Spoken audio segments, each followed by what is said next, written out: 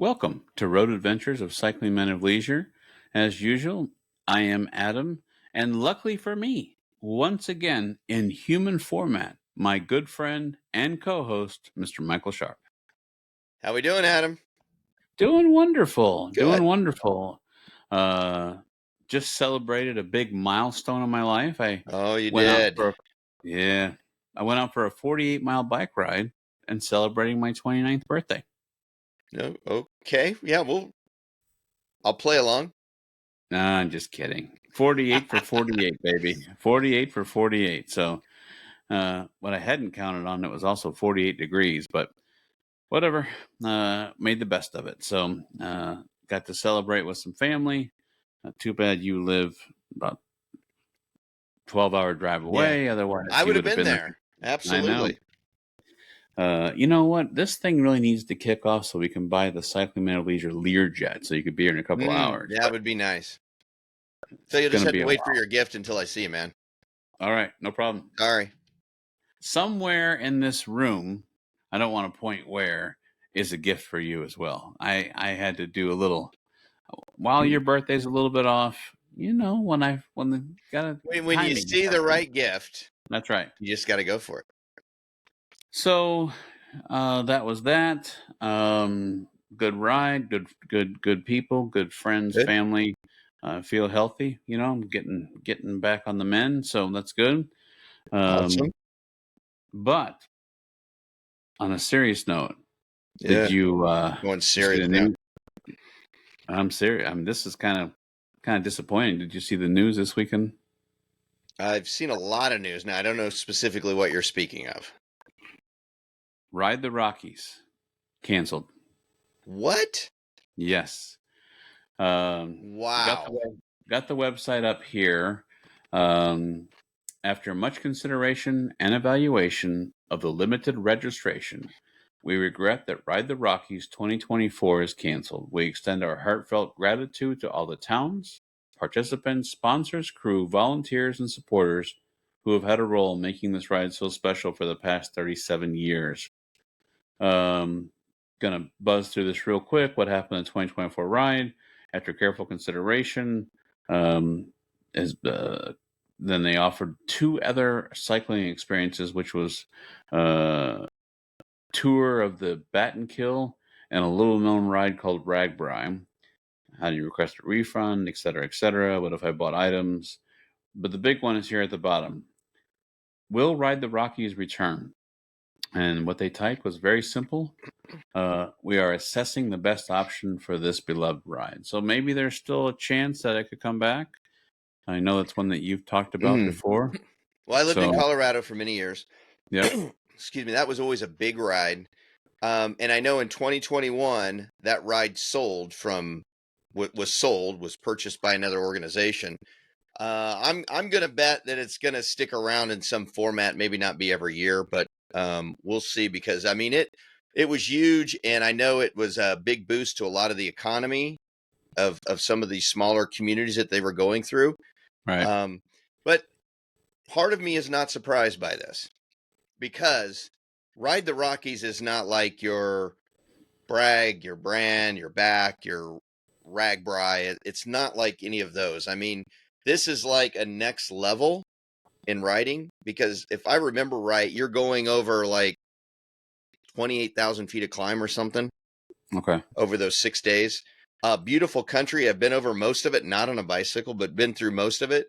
But, you know, it's a lot of climb. It's a lot of mountains. And there's a lot of people out there that just, you know, I mean, you've got to really dedicate some hardcore training to this. Plus, you're in high altitude, so you've got, you know, the less oxygen and things like that. So, not surprised. I hope they find a solution to it.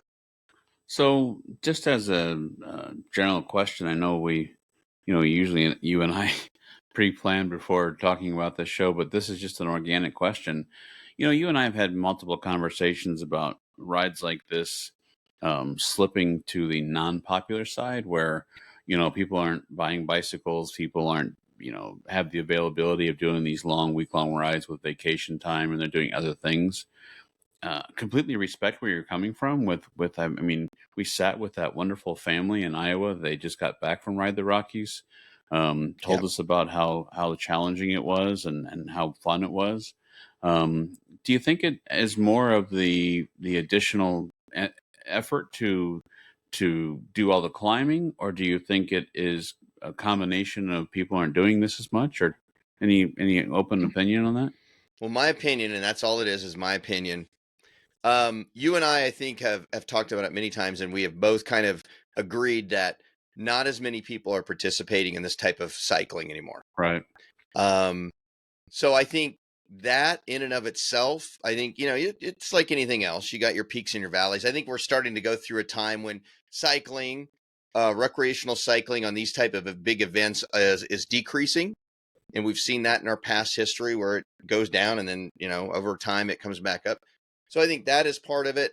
And like I said, I think this is like one of those hardcore rides. This isn't just we're Gotcha. going to train for a month and then we're going to go out and ride this. I mean, it's no joke. So I think between the two, so I hope they Well, find an alternative for it, but we'll see. I mean, a lot of other rides we've seen have closed up shop over the course of the last few years, and a lot of other ones have had a reduced um, participation ship. So yeah, well, and I respect your opinion. I mean, you and I tease each other a lot, but um, I do respect your opinion. I was just curious. Um, Turning it to something. I mean, we'll think the best for Ride the Rockies. Hate to see something like that. I mean, we know because of our uh, working with Ragbri and the interviews and things that they're owned by the same company, and so we've seen multiple things mm-hmm. shared by Ragbri about Ride the Rockies. So um, we'll hope the best that it can come back, maybe in a different format or maybe something. Well, that'll yet to be seen. But on a more positive note, um, did you see some of our friends' pictures from the weekend as well? I did. I saw a lot of pictures from a lot of friends from the spring tune-up. Yeah, The bike ride across Georgia has a spring tune-up. We were there last year. Weren't able to make it this year, but I did see a lot of pictures from a lot of friends that we know. Kind of made me sad that we weren't there, but me too. Me too, to does be look honest. like they had a good time and that type of thing. So I glad to see it. mean, just a quick name drop: uh, Armando, Hmm. Walter, Savannah, Lacey, Sarah, um, Trip, uh, was it Trip Trip, there? yeah, Scott, and Cricket. Um, just I So got to many. kind of see it through like Strava, watching it on Strava at the same time, watching their pictures, and looks like they had great weather until the last day, and so looked beautiful. So I was definitely um, disappointed, but at the same time, I know there's some private reasons why we both couldn't go. So you had But to do that weekend jail thing, which is no big well, deal. But it's not a weekend jail thing. It's I mean, public service. I'm dude, providing a if public you're service. wearing an ankle bracelet that makes an alarm when you leave your I'm just kidding. I'm just teasing. That's just a kidding. I'm just joking. Um, for the health reasons in your family, because I know Yeah, your wife is an avid listener.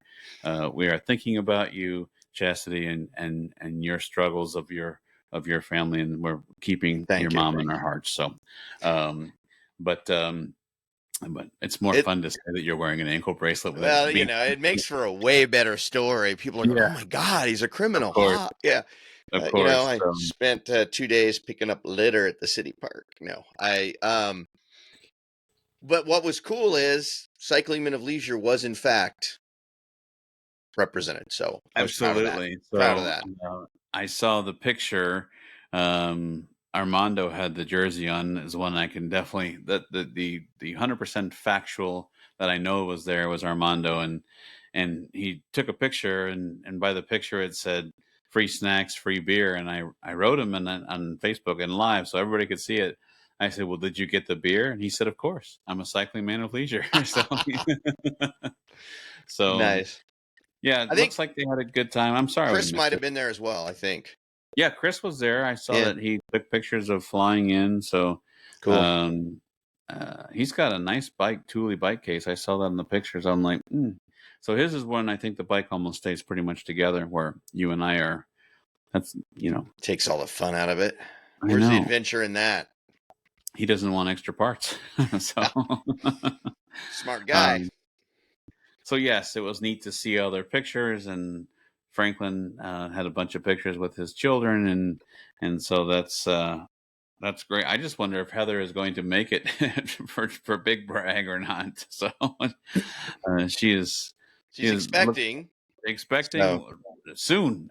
So but anyways, I just wanted we bring the show down with cancellation of Ride the Rockies. Let's bring it back up with Stu. And now it is time for something that people are really enjoying. I've heard is our listener spotlight. So the last time we got together, you gave some hints. Would you mind to give those hints again? I would absolutely love to give those hints again. The hints that I provided last episode was that originally, St. Louis. Oh no, just kidding. Sorry. Please forgive him. I'm looking for a replacement. I just can't find one. Good luck. Oh yeah, really. Because the pay is just amazing. The pay is amazing. Yeah, the pay is fantastic, and you have to work with me all the time. So probably too negative. I'll be good. I'll be good. Originally, this started out as part of another town. The name was changed, and then later it was incorporated, and the name was changed again. And when they finally changed it to the last final name, it was named after a colonel in the militia. It became a big mill town due to its location on a river. It is located in a state that it was not originally established in, i.e., it was in a different state when it was originally incorporated. That's a tricky one. And a canal ran through this town in the early part of the 1800s. No, it was not St. Louis. Yeah, I know. So I don't really have a good guess, but all I want to say is, in my mind, is when you say it's now a different state that it was originally incorporated in, I kind of went to the part of the country of like the three corners of Kentucky, Tennessee, and Illinois, right there where you can go either way on the bridge, and maybe it broke off. That's my only guess. You're starting to get down. You're starting to think about this and go down the right road. Let me break these hints down for you to let you know. Okay. Started out in a different town, then it was changed, and basically the town that I'm speaking of is Westbrook, Maine. Okay.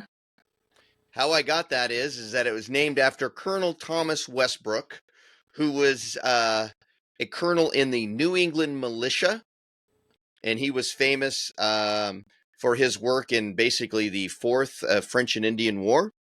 So we're going back a ways.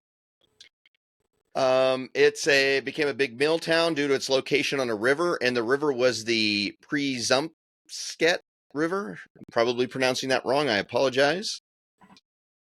I have never mispronounced anything. Kidding. Can't be as good as you. A canal ran through it in the early part of the 1800s, and that was the Cumberland and Oxford Canal, which was opened in 1832. It connected the Great Lakes with the seaport of Portland, Maine.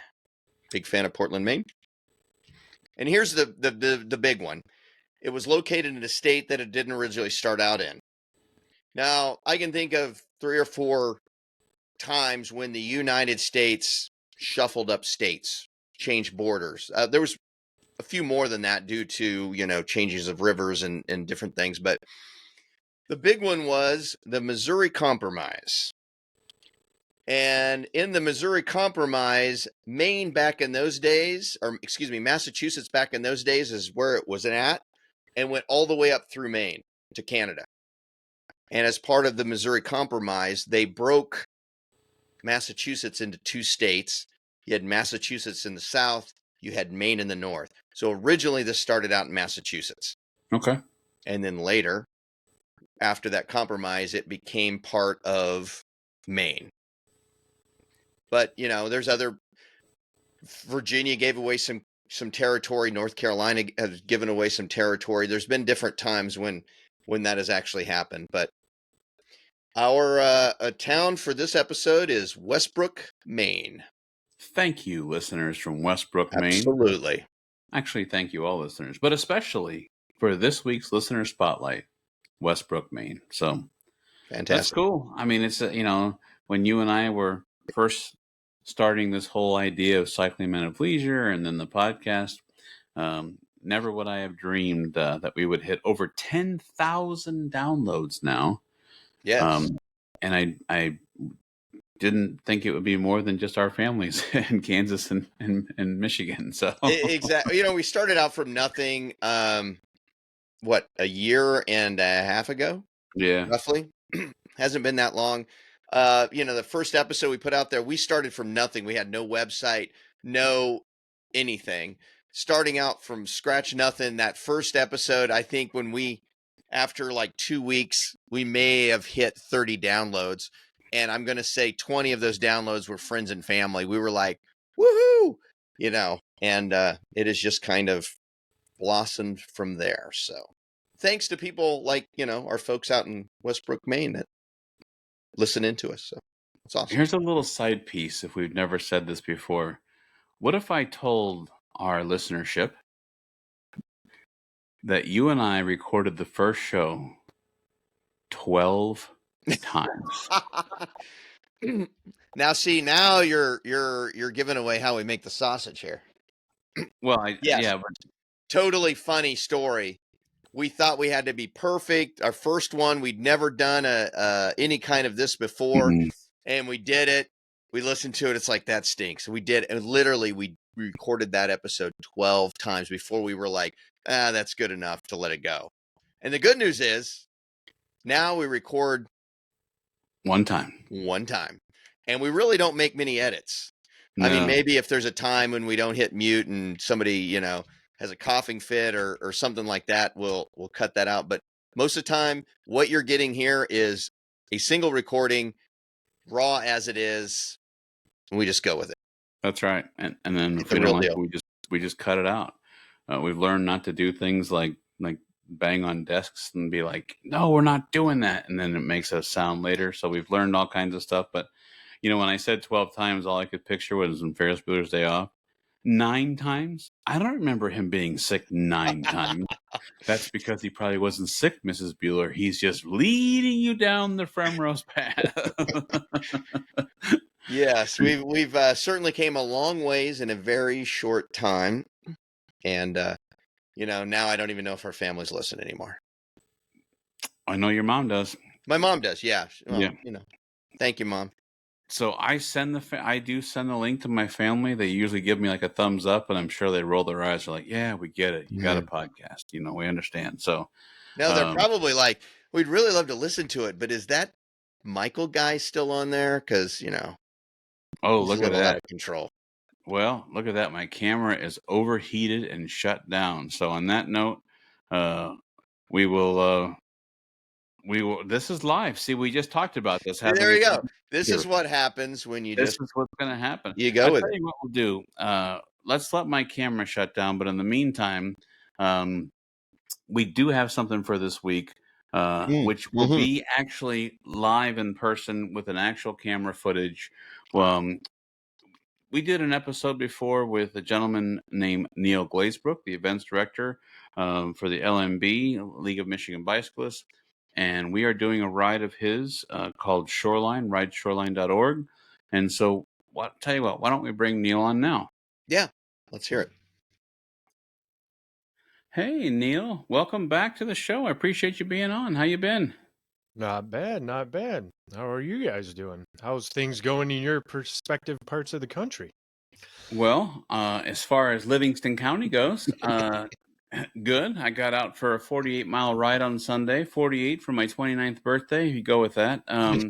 But it was a good day, a little chilly, but at the same time, glad I got out. What about you, Michael? I haven't been getting out a lot. Had a lot of personal things going with my family, so that's been keeping me. And the winds here have just been blowing crazy. And I know you got to ride in the wind, but I'm using it as an excuse. And by the way, throwing the flag on the 28th or 29th birthday. By the way, sorry, Okay, man. fine. It's 48 for 48, but nevertheless, let's move on. This is about Shoreline.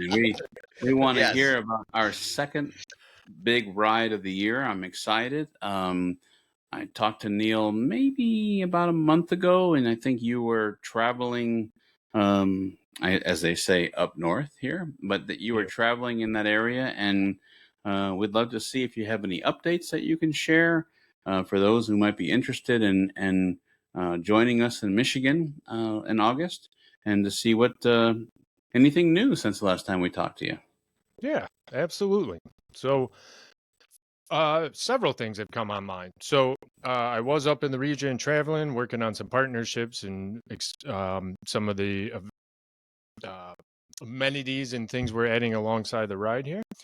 And we stay largely at schools on Shoreline. So, a lot of this runs through school boards, and it takes a little bit of time and planning and many meetings to make these happen. So what you folks will start seeing is next week, we're going to start sending out all our sites that have been confirmed. And we'll be doing that via social, kind of like many events do, just so people can have eyes on, go on Google, check out what's around, the lay of the land, maybe the shades on this side of the building where we camp, things like that. So those announcements will start coming out. We have several communities confirmed already. We will be at the Civic Center Park in Traverse City, which is where we normally do our layover in years past. But for this year's edition, that's where we will be ending, doing an out and back on Saturday with multiple route options, and wrapping up the day with a big community party, which will be the next big announcement you folks see. I was up there working on some things, and we have a promoter that I'm working with that's going to be running the music side of the programming. Those bands are going to start getting announced over the next few weeks of who's going to be there. No, spoiler alert, not Leonard Skinner, but we will have some very cool acts up there and have some great entertainment, some great food, and a really nice beer garden and libations for everyone to kind of hang out after the party. We're going to be working with some other organizations in the state like Norte and Tart Trails and some regional partners up there to really try to give everyone a absolute up north experience. So that's some of the things that have changed since maybe the last time we talked. We have Traverse Okay. City confirmed, Charlevoix confirmed, and Mackinac confirmed. The other cities of Sheboygan, Rogers City, and Alpena are really close, and we'll be able to announce those probably in cadence of all these other announcements. Cool. Awesome. So if you listen to us and haven't heard about Shoreline or wasn't something that you've heard us talk about yet, Shoreline is in the Lower Peninsula of Michigan at the tippy top, and it goes from Alpena to Traverse City with a layover day in Mackinac City. And on the layover day, depending on how you sign up for the ride, because Neil, you do the same thing that Bragg does, which is you offer they can sign up for the first half or the last half. Is that correct? Correct. And that's something else we haven't really talked about on here, but there is a 3-day option for folks that Okay. might want to dabble their toe in this route, in this sort of adventure. There is a 3-day option where you could start in Mackinac and then end in Traverse City. But for No. those who are doing the week long, the day off, you can head to the island. Absolutely. Yep.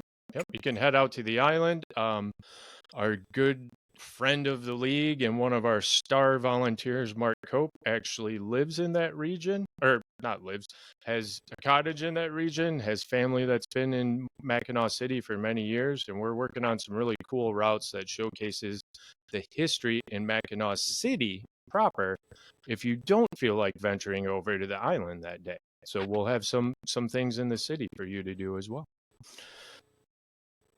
Let me just say, let me translate for the non-Michigan people, as I am. Thank you, Mike. He's saying Lower Peninsula and all this, and it trust me, I've been up there enough now that I know it. But what we're talking about is, Michigan's in the little mitten thing. We're talking about up across the top of the mitten, the top of the state. So when you say Lower Peninsula, there is another piece of Michigan that goes up that's the Upper Peninsula. But if you look at Michigan proper, it's along the very top of Michigan is what we're talking about. So I just wanted to clarify that for anybody who was not familiar with Michigan. Thank you. So what you're saying is that they're not watching this on YouTube to take their left hand and put it in front of their face and start in the index finger and come all the way around the hand to almost the pinky would be the ride. Yes. Okay.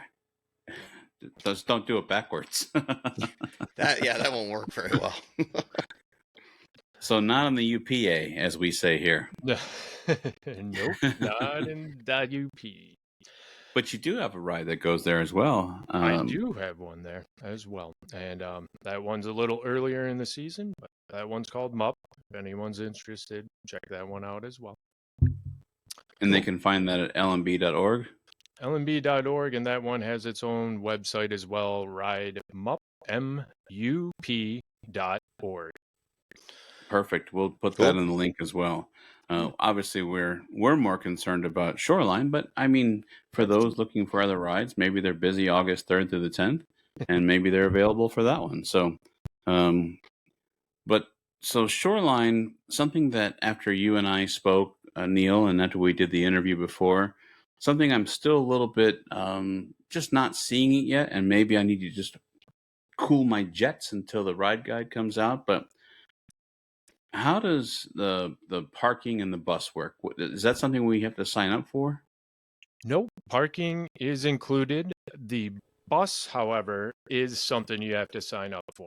So, Okay.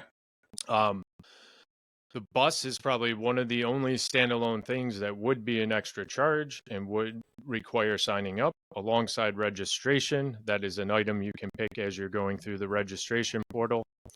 Cool. Parking, that is something else that will be announced. That was just confirmed last week. We will be parking not in Civic Center Park, but we will be parking across the street at Northwestern Michigan University. So we'll be parking over in their parking lot. They were gracious enough, and thank you very much to them for donating the space to help us have a good parking experience for everyone. So that is where folks will be parking and snatching the bus to head from Traverse City to Alpena for the start. And that bus is on the 3rd of August? That bus is on the 3rd. We do preloading on the night of August 2nd for a handful of hours. Those times will be released in the Rider's Guide mid-May here. Perfect. But we do a few hours in the night. That's just for people that come into town early and just to make it easier and less chaotic in the morning. Then we don't get one big rush of folks trying to get all their stuff on the bike truck and into the bus and load it up. So just makes that morning a little smoother. We'll be doing bike loading that evening, the 2nd, in that same parking lot, as well as the morning of before the bus rolls up. And the bus, once registrations close and I can confirm how many buses we're having with the busing company, the bus will generally leave between 10 and 11, depending on how many buses we have. Perfect. Awesome. So that actually answer your question? Yeah. Good. Yeah, Good. we were actually talking about it before, which is we figured that there was parking in a bus, and I know we talked about it, but we just weren't sure exactly how that works. So, and then once you take those who are doing the week-long ride, of course, will then park the car, take the bus over, and then successfully finish the ride on the 9th, but then have the option to stay on the 10th as well. Yes, actually, there, just to correct you just a little bit on that, there is ride and festivities that are part of the normal event on the 10th. Okay, So I apologize. you are able to go out and ride. We're going to have multiple routes. The big one, I'm working on some things with the road commissions and stuff in Traverse City. for how we're going to get out here. But the big one should be our optional ride, which was always Mission Point, which is absolutely stunning and beautiful to ride. There is a little construction at the throat of that peninsula. But for any of you folks that aren't from Michigan, Mission Point is like its own beautiful little lakeside wine country out there with beautiful rolling hills, tons of vineyards, little farm stands. It is one of the quintessential Traverse City rides, and that is part of the few routes we're going to have. That will be the supported route for Saturday, August 10th, while we're back at camp setting up for all of you folks to come back and hang out for the after party. Cool. Sounds good. No, it definitely sounds good. So we've got August 3rd through the 10th is the dates of rideshoreline.org. And then the first day of actual riding that is supported is on the 4th of August. But on the 3rd, if I remember looking on the website, those who are in the area can more than welcome unsupported can go out and ride their bike on the night of the 3rd.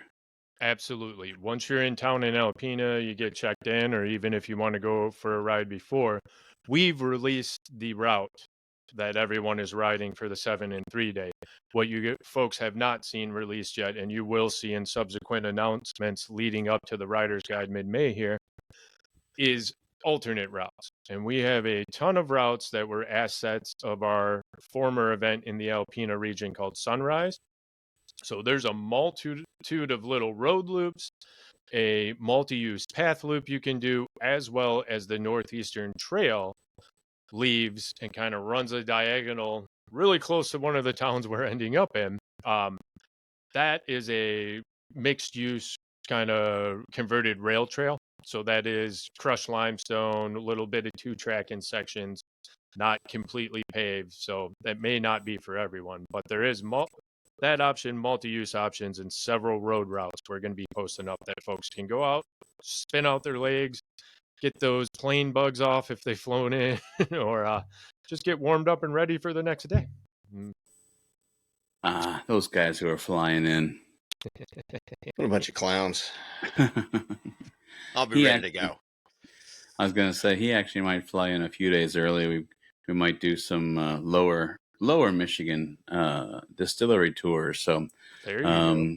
There you go. But just a review for those who are considering it, which I know there's a few people out there that I've been speaking with who are highly considering it.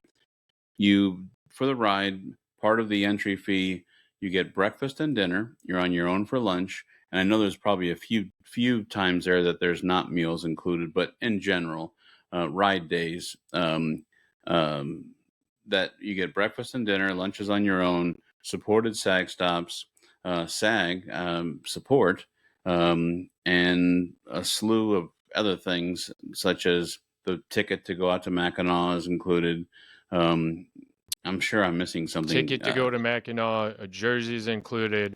We're going to have beverages and snacks and little light things for you once you get back to camp, so you don't got to run out to a store.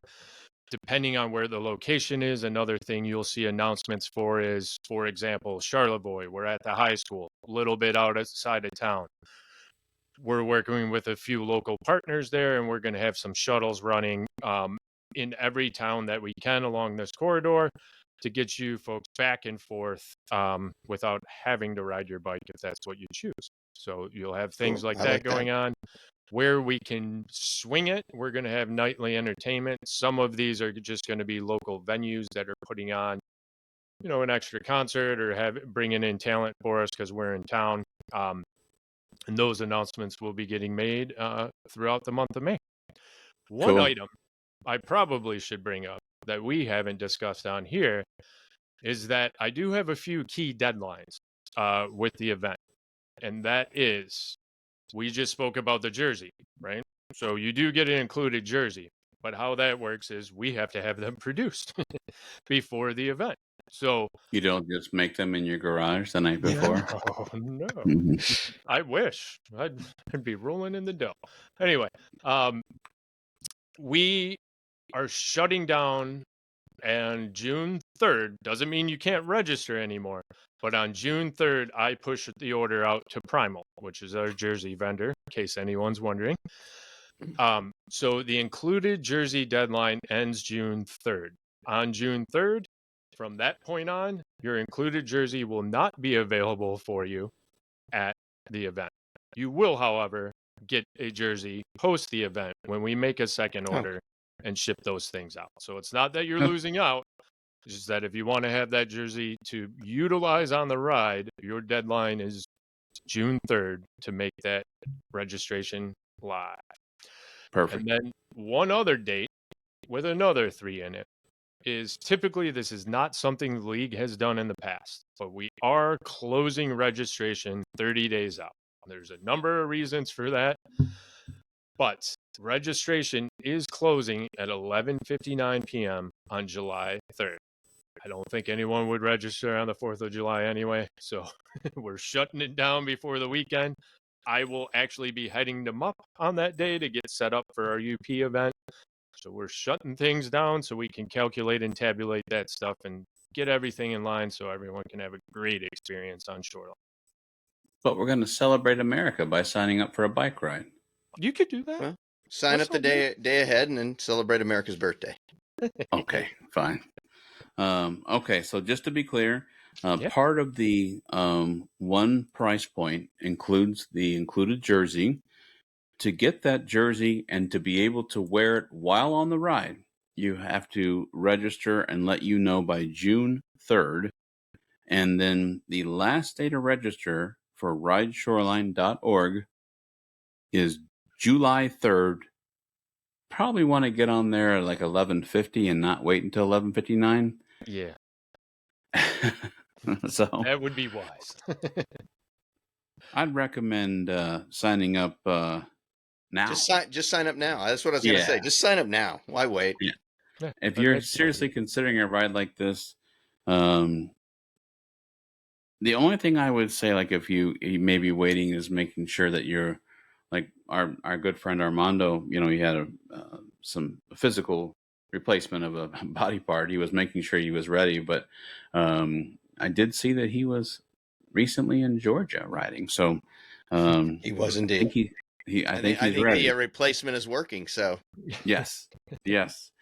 Well, that's cool. I'm glad you were willing to come back on, and we wanted to definitely spread the word for those who might be interested. I mean, we're excited. Our 2 big week-long rides are Georgia and Michigan, and we're looking at doing a couple weekend things here, or still trying to finalize those before we announce where we're actually going to go. But not everybody can do week-long rides, but we're pretty excited, and we knew that you still had some rough draft planning, and so I appreciate you coming on and kind of giving us an update. So the availability is still there to sign up, but you do have to be considering. I mean, we're almost at the end of April here.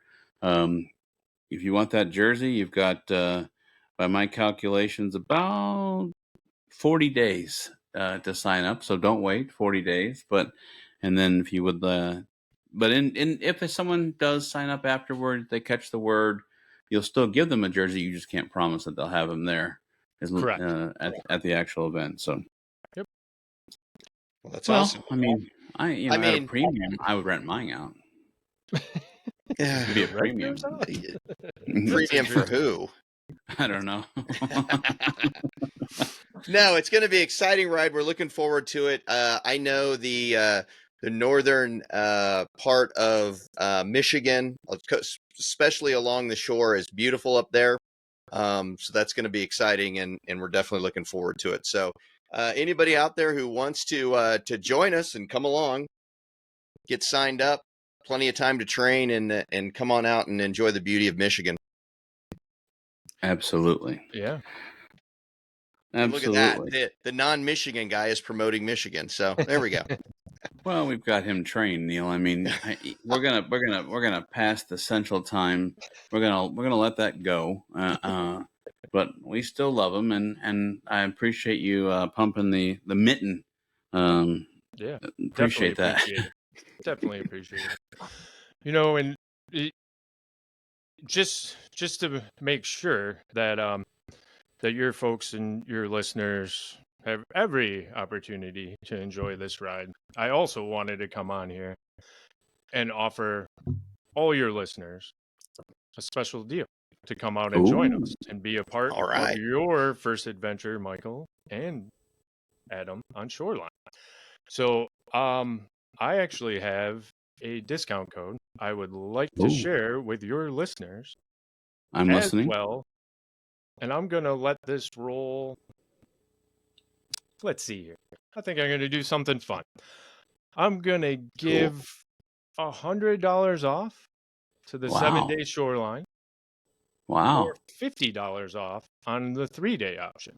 So Wow. some of your listeners don't really want to commit to a full week up here in Michigan. They want to dabble their toe in Lake Michigan. We got an option for them. So I love it. 100 off of Shoreline, 7-day, 50 off of 3-day. Nice. You know what? I'll throw in, if someone can't make it in August, they could come on up with the same discount. So I'll throw the whole kit and caboodle in there. So wow. The letters C, M, L. Very famous letters. Might resemble something here. Yeah. Yeah, cycling men of leisure, of course.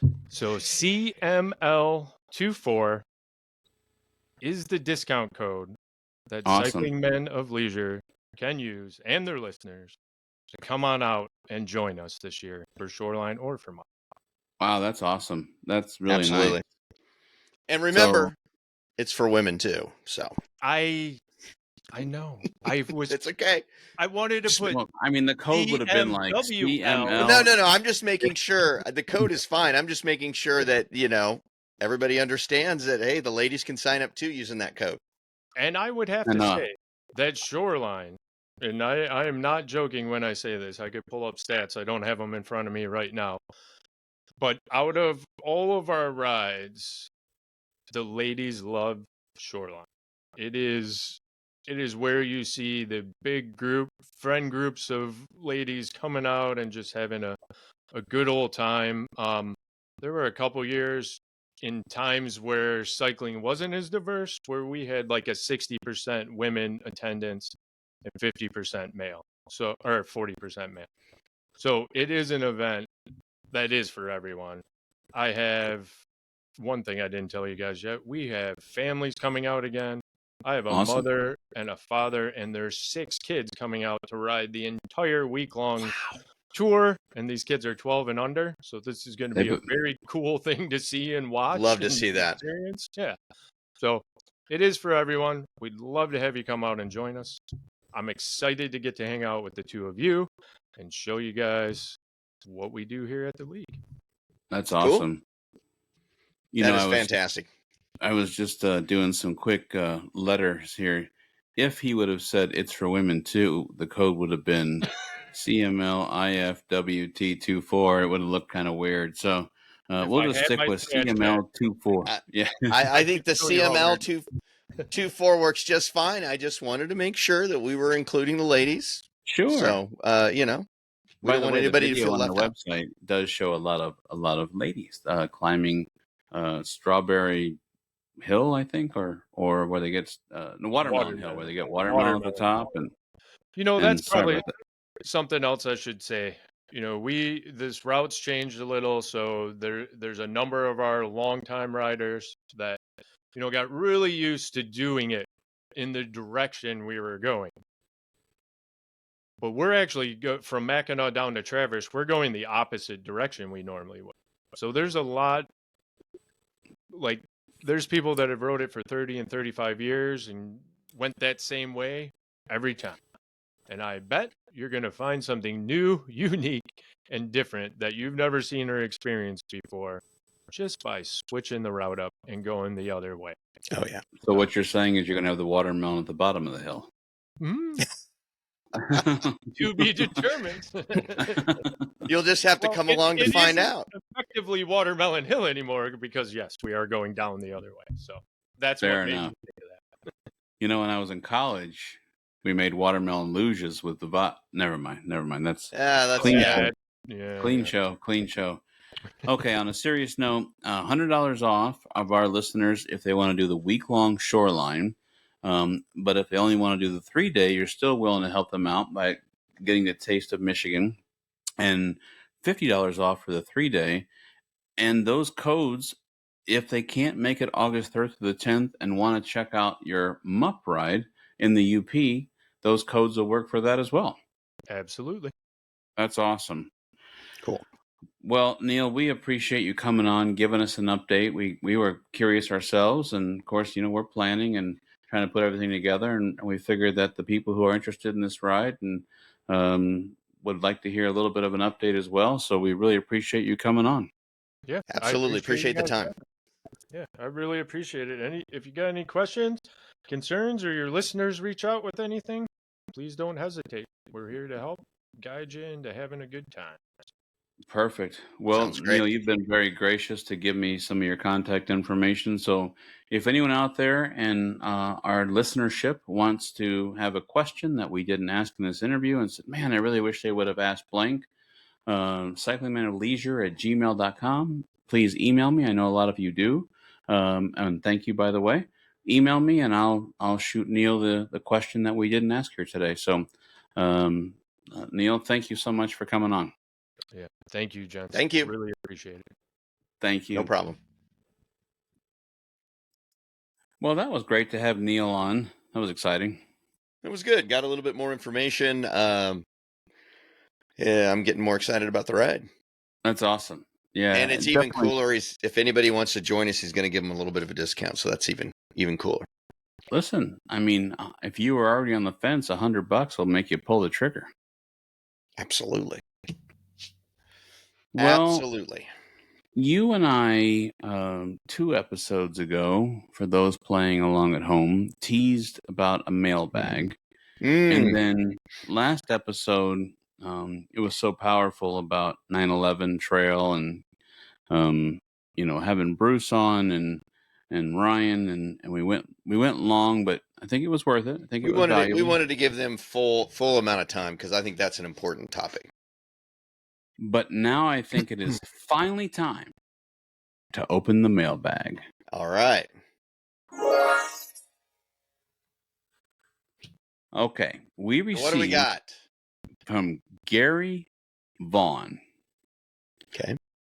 He says, Adam, Michael, looking forward to riding with you with the Cycling Men of Leisure logo this summer. Thanks for coming back to my home state and brag this year. Okay. Love the new video access on YouTube. I generally listen while on a walk or ride and repeat the program again on YouTube. Adam, a suggestion for a program topic. Tell your story of your chosen screen, and he puts in quote background. Whiskey choices for you and all the collectible cameras for Michael. See you this summer, Gary. Okay, cool. Well, Gary, thank you for your lovely message. While I'm a little bit late getting to it, you wrote this on March 26th, but only a month behind. Better late than never. He doesn't realize I work for the government. Gary, background. It is actually not a green screen. It is real. These are collectible problems to have. My latest acquisition. Look at this. Japanese. Oh. Japanese Blantons. Now my camera is pretty sensitive. There we go. We'll cover up there. But check this out. I took it out of its magical box. And now the bottle itself looks exactly like the American Blantons, although it does have some Japanese writing, it looks like, on the bottle. Yes. But the bag that it comes in is what color? It is a different color than the normal one. It's a velvet bag matching the box of maroon. So, but this was from my favorite mother. Well, she's my only mother, She's but still, she's an awesome mom. That's all I got to say. So that's right. I mean, this was a big surprise. So very cool. big hit. And for the people that don't know, Blanton's produces they're domestic, but then they produce a percentage that they send to Japan for the Japanese markets. And it's not something you can go down to your local liquor store and just pick up, because it's all of it's sent to the Japanese market. So it's a little harder to come by. So she did well. I'm jealous. She did well. I was pretty impressed. I asked her secrets, and she said that those were sworn family secrets. So now, what I want to know is, back last October when we were touring Buffalo Trace, it's just who makes Blanton's. We were in the bottling room, and they were bottling the Japanese Blanton's at the time. I wonder if that was one of those bottles that was in that big pallet that was just full of cases of that stuff. I would say no. Okay. Because what's the date? I'll tell you why. The date is 9/8/2022. Nope, it wouldn't have been. No. But okay. But to answer Gary's question, Gary, this hobby, began 2017. Gary, I can tell you the exact day because it was my wedding, February 3rd, 2017. I probably could count on 2 fingers how many whiskeys I had ever had in my life. Somebody probably gave me a Jack Daniels somewhere down the road and mixed with a Coke, and I'll go one other just to be fair. But so my wife and I were married. Her aunt worked for an exclusive hotel chain.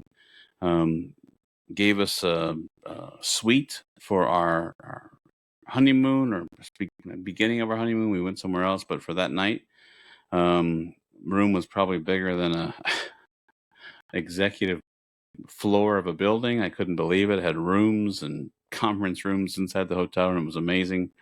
We could actually be in one side of the room and be like, hello, and you never hear each other. But in the lobby of the hotel was a bar, and my wife and I went down to the bar, and I said, oh yeah, we can get something, and she was thinking probably something fruity, and I was definitely into, IPAs Zima. and different beer. Oh yeah, Zima. Zima with a Jolly Rancher in it. No, I'm just kidding. Different amber beers and different breweries and stuff. So I thought I'll go down for a beer, and I went to order a beer, and the guy says, we don't have beer. I'm looking around the room, and I'm like, nobody has a beer, nothing. And my wife was going to get like some kind of fruity cocktail, and he said, "Listen, do you know where you are?" And I thought to myself, well, I think I know where I am. And then he says, "You're in a high established whiskey cocktail bar." And I was like, "Oh, I don't know. I'm out of my element. I don't know what to order." And he's like, "Well, what kind of flavors do you like?" And I was thinking to myself, Captain Morgan, and so I said, well, he said, well, would you let me make you something? And I said, sure. And so it was Christmas time or winter time out in February, and he took cloves and star anise with a muddler inside of a cup, and he started smashing the cloves and the star anise together, and we're kind of intrigued, thinking, oh my God, what are we gonna drink? And he took Knob Creek rye whiskey over the rock cube ice. I'd never seen that before at that time. Now I have some in my own freezer, but a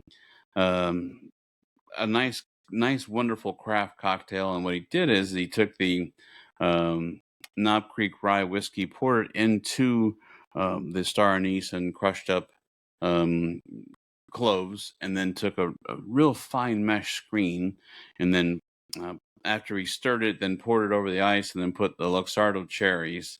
And Gary, it might as well have just been an illegal drug. I'll just say that because we promised to keep the show clean. So it was wonderful. It was a wonderful, refreshing change, and that's kind of where it started.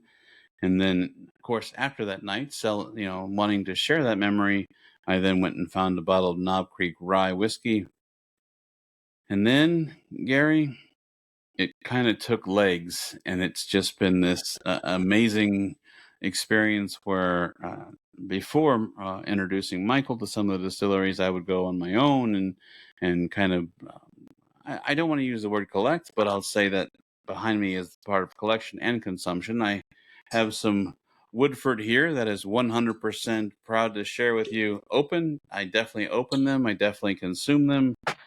Not as much, otherwise I wouldn't have a wall behind me. But there are some that are also for non-opening, to be truthful. So, but the answer to your question, Gary, for me, and my part of the question is this is background here. I'll move here.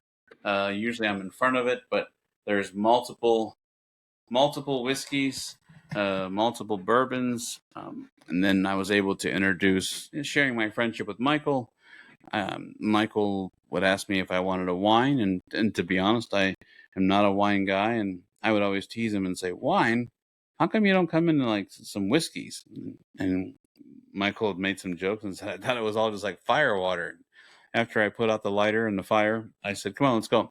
And so I was able to share some of my knowledge, and a lot of it, truthfully, is not just only for consumption, but the education and the history and learning different ways to produce whiskey. How some people think, well, it has to be from Bourbon County, Kentucky, to be called the bourbon, which is not true, and finding out all these things and going to the distilleries and the tours and the history and reading about it is more of an excitement for me. I definitely enjoy it as well. You'll catch me, Gary, and Bragg and Georgia. You will see me. I'll have a glass with some bourbon after a successful day of riding. But the background is part of my passion, which is a lot of memories behind me on the wall. And it's I hope to find more distilleries, and then Michael and I throughout the show have been known to go to distilleries, and then we record shows from the distilleries and take the tours and usually support local distilleries. Many whiskeys on the shelf are from, I can look at a few: Kentucky. We went to Bourbon Country Burn. There is from Swamp Fox Distillery.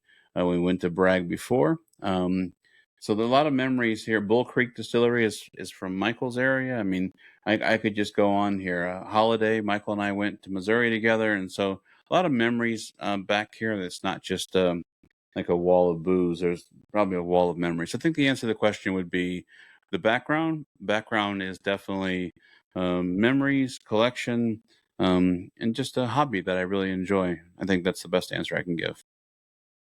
Very nice. Very nice. What about I've got some memories on your back wall there too. So yes, you do. I mean, I look at a few of those. I see Castle and Key is up there, and I see Not Your King's Rye, I believe, and some other ones. Yeah. And I'm like, I remember that. I was there, and so yeah. You know what? There's one I'll share, and you know what? And then we'll go to your background. But this is important. So my camera is so sensitive. I use an SLR that focuses on my eyes, but I think this is something that I could definitely share. So, Freddie Johnson III is from Buffalo Trace Distillery. And if you've ever had a chance to hear him speak, it'll make the hair on your arms stand up, the hair on the back of your neck, with some of the emotional ways that he talks about sharing whiskey with friends. And this idea was not my idea, but I'm going to show you something here in a second, which is he told a story that when you get to share a special bottle of bourbon or whiskey or something that's been produced and trapped and shared and opened, that sign that bottle. And so that makes them more of a memory. And so just to back up, Gary, what I'm talking about, for those of you watching this on YouTube, this is a bottle that was recommended to us by our good friend Phil, who is part of the Kentucky whiskey area, does tours and Phil talks whiskey and everything. And he had mentioned to Michael and I, Michael kind of put him on the spot and said, what was a whiskey that you would recommend? And he recommended the Angel's Envy rye whiskey finished in the Caribbean rum cask, which is right here. It has a green label, green at the top, and then Angel's Envy finished in rye. I'm purposely covering my face here. But on the back of this bottle, Gary, I'd like to answer your question, is making memories. You will see that there is Bourbon Country Burn 2023 MS and AB, Michael Sharp and Adam Baranski. And so we opened this bottle, shared a wonderful drink around the campfire with a lot of our friends, and this bottle then came back, and hopefully Michael will be here in August. We can take this down and We have some sign more. it again. So, Gary, I think the answer to your question is a lot of memories, a lot of impulse purchases of stuff I probably really didn't need, but No. that's part of the fun. So a lot of memories, and so after that I'll be quiet. I just wanted to share that. That's kind of a special one. Sign for in the us. bottle and stuff. In fact, right here out of my desk, I've got one of my pens that we take along and we sign our bottles with. So that way, when I can't remember in 10 years which one we had when, we'll be able to look in the back. Oh yeah, that's right. Oh yeah. Well, cool. So Gary had another question, which was your cameras. Yes, my cameras. As you can see, I've got a lot of cameras. This all really started, I don't know how many years ago, but basically my father and I were both trained as auctioneers. American style auctioneering, the fast talk, all that. And him and I had an auctioning company for many years. And the rest of my family always helped us at auctions. And we did estate auctions and consignment auctions and things like that. And part of that job, as I also did antique appraisals and that type of thing. So we're kind of full service doing all of this. Well, when you do an auction, you fill out a contract. And you basically, if it's like an estate auction, it's like, yes, we'll sell everything, floor to ceiling. Sometimes we'd sell the house. It just depended. And if you look around your house right now, whatever room you're in, you'll look around and you'll see trinkets. You'll see home decor. You'll see basic stuff in your home that really has no or doesn't have much intrinsic value. Your alarm clock and those baskets that you throw blankets in next to your couch, and some decor pieces you've got on the walls and things like that. Alone, you couldn't sell them. I mean, nobody's that interested in them. So what you do is you box lot them. You take all these things that really don't have much value, and you put them in basically beer flats. You fill beer flats. You generally have a couple tables full of beer flats of all this stuff with the hopes that someone will come along and see something in a box that they really want, and they'll put a couple of bucks down for that box. And then the idea is that they have to take everything with them. It's now yours. You got to take everything. Everything must go that you've purchased. So, I mean, you go to any auction, you'll find these box lots. So my brother-in-law, Ernie, whom has ridden with us a couple of times, and we've mentioned on the show, was helping us out with an auction. And there was a box lot just full of the most ridiculous random stuff. I don't even know what was in there, but it was one of those things that's like, no one's buying this. In fact, I think I said, it's like that box lot's you got to do something with it, because I guarantee you nobody's going to buy that, because there just wasn't anything in there that anybody would be remotely interested in. Well, what he did is he went through and this isn't the exact thing, but found like an old camera like this. And so he stuck it in that box. Now, I used to be a photographer, as did you. And I used to shoot weddings and special events. And I worked for a big special event photography company when I was in college. And when that box came up, I was like, we got box lots here. And Ernie was like, hey, there's a camera in here. Michael, you should buy that. Michael, you should buy that. No one else was bidding. It's like, I'll throw a couple of bucks. I'll take that box. And nobody else wants it for a couple of bucks. So I bought the box. And the funny thing was I got all this junk with it. So I had the camera and I stuck it somewhere. And then it started to become a joke by family members when they would see cameras. And these were just cameras from like the 1980s, the 1970s. I mean, they weren't like old cameras that had value and that kind of thing. They were just, different cameras that really weren't worth much money, and they would take them and stick them in different box lots, and I think they made a game out of it, trying to find the worst box lot they could find that wasn't going to sell, to try to get me to buy it if they had a camera in it. So needless to say, over the course of several years, became a laughing thing. Oh, hey, this box lot's got a camera in it. Michael, you need to buy it. And, our regular customers started getting a kick out of it. It's like, well, that'll be Michael's box. And so I started buying it, and, I'm getting 2, 3, 4, 5. And then I started putting them on a shelf. And then I would go to antique stores and find them and buy them if they were a good price. And that's really how it started. I just started collecting them, and then I pulled out some of my old cameras. If you look right here behind me, right there, like that is a Mamiya medium format camera film, which I actually used to shoot medium format photography at like weddings. And there's other 35 millimeters, like a Canon AE1 is here that I actually use, but everything else is just stuff that I've bought over time because I find them interesting. And it's neat when like my nieces and nephews would come over. They'd always want to come in my office and look, because kids are just fascinated with all these different types of cameras. And I've got some land and sea accordion style Insta cameras and different things like that. And so they're always fun. So that's how it started. One of my mini collections. You can see I got a lot of other collections of stuff, but it started all because my family thought it would be fun if they stuck me with boxes of junk at my own auctions. So Did you resell the other junk? no, I mean, one time I got like I got bags of rubber bands. I mean, more rubber bands than a human could ever go through. And Hey, you could make the largest rubber band ball, and we could ride by it on our bicycle. we could ride by it. And then like 6 different things of like pencils, but they hadn't been opened, but they weren't like Ticonderoga pencils. They were like the off brand of pencil. Gotcha. So, just different stuff like that. So it was like, okay, well, I got my camera. So it became a running joke, and that's how I got that. And I've got, whiskey decanters and other things, which we will talk about at some other time. But Well, Gary, thank you for being our first ever mailbag participant and sending that. So if there's something out there that our listenership would like to hear us answer or talk about, or send us a piece of mail, cyclingmenofleisure@gmail.com.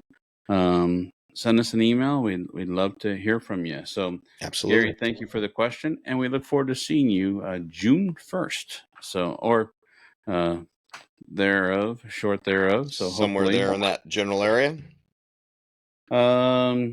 Just got a small piece here. Is I want to mention that on Sunday I will be doing the Dawn Farm Ride for Recover. We talked about that before, and so we can Good ride. I'll give that a play-by-play. I do have a little mention here. I want to personally thank on the show, since I know he is now one of our biggest fans now, and we appreciate that. Scott Garwick made a little financial token our way, and I just wanted to make sure that I give that a public thank you very much, Scott, for that.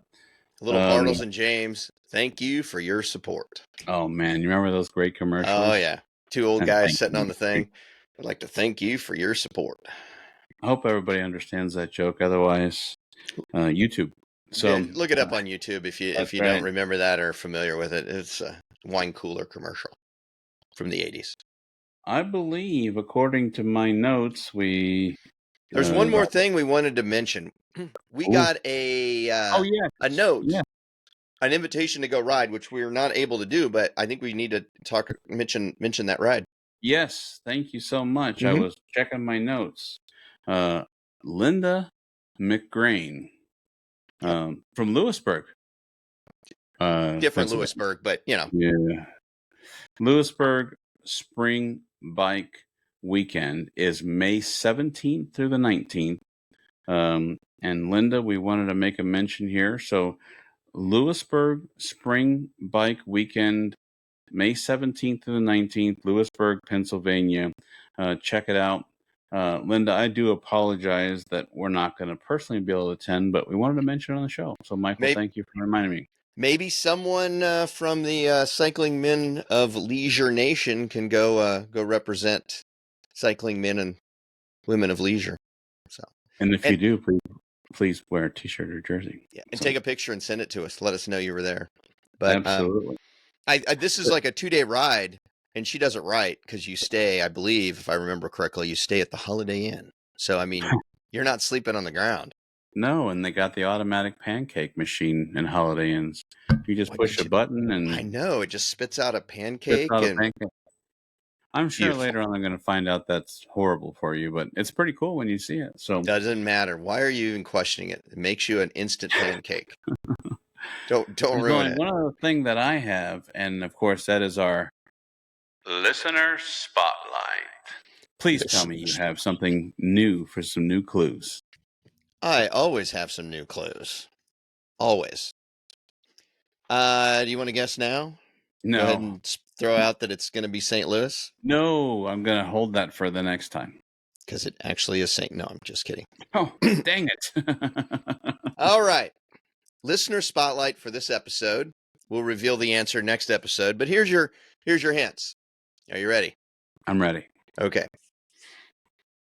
This town is a definite stop for professional cowboys.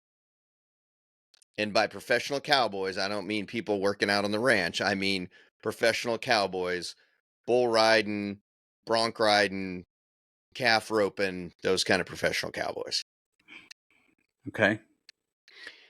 It is the birthplace of a piece of worldwide fashion apparel.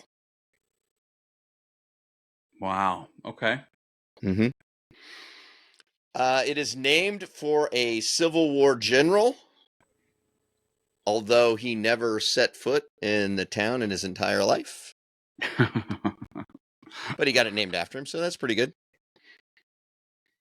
It's set along a major U.S. trail. So a major U.S. trail passed by this town. And by major U.S. trail, we're, number one, I'm telling you, it's in the United States. Number two, U.S. trail, we're talking things like, Santa Fe, Oregon, California, those type of trails. Is it Trail of Tears? That's a U.S. trail? No. No? That was a trail that we forced indigenous people to take. It was not a good thing. That doesn't, no. We're not going to go there. And the TV show Gilligan's Island, you remember that one? Oh, of course. 3-hour tour. We went riding on a 3-hour tour once. It took us about as long as it took them to get off the island. The TV show Gilligan's Island can contribute some of its success to this town. You know the funny thing about Gilligan's Island, just as a side note? Each episode, if you watched it, they had like 18 pairs of high heels. They had all kinds of so many outfits for the episodes. I'm like, 3-hour tour, and they had like 2 months worth of clothes. Yeah, did you bring all that stuff with you? Although anyway. The girls, Ginger and Marianne, and the Howells had all these clothes, but the professor, Skipper, and Gilligan always wore the same outfit, so they didn't have extra clothes, but everyone else brought extra clothes. It's like those diagrams if you see of men shopping, like they're going to go to Home Depot and buy weed whipper string. The diagram arrow shows the man walking in, grabbing the weed whipper string and going to the cashier and going out. And then it shows the ladies at Target, and it looks like a Zen diagram. Big spider web. Go over here and over there. Yeah. My wife says I'm the exception, and I would agree with her. When I go, I'm like, we got to go to every aisle. We got to go to the grocery store, and I'll start from the back and make my way through. So she's like, she always says I'm the exception. I think she's right, but okay. Well, so there we go. So we have some good hints there. So right off the bat, you can say it's in the U.S. And the trail thing should at least give you some indication, even though you don't know what trail, some indication of at least a region of the country that it's in. So we just learned about the 9/11 trail that is now an official trail. Okay, let me put it this way. I appreciate you going down the road of, Trail of Tears and 9/11 and all that kind of stuff. When I say a U.S. trail. I am meeting a trail. How about we put it this way? A westward expansion trail. Oh, okay.